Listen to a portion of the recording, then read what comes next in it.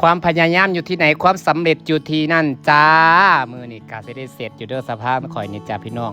แต่หูสุกับมือนี่คือแดดเทเดเนาะแดดคือจังหวะเวลาตัดใหม่ก็ตัดจนในโฮมนี่พี่น้องแต่เวลาตอกตะปูไปตอกในแดดเลยเพราะว่าเห็ดกลางบอนที่กลางสะพานเลยนะตอนแรกว่าสิเห็ดมันก็บ่ได้ใหญ่ว่าสิเห็ดอยู่ในแต่จังหามออกไปตั้งลงนะแต่กะเฮาอยู่ผู้เดียวเนาะมีประโยชน์ซอยหยกซอยหามีประซอยจับกะเห็ดจังซี่แหละเห็ดในคลองเลยกะงามซ้ำนี่แหละเนาะพี่น้องเป็นยังไงงามบ่จ้า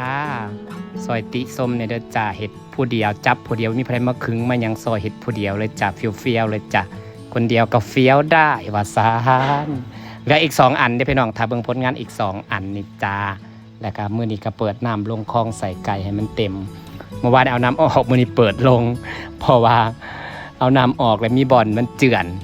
ก็เลยฟ้าวเปิดลง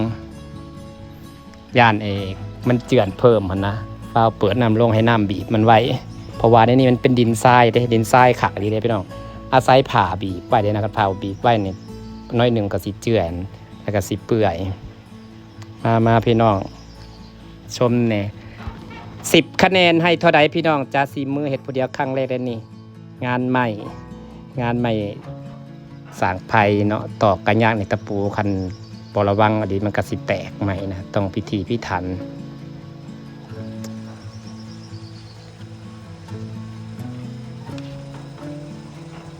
งานบัดจ้าสะพานทำเองนะจ้า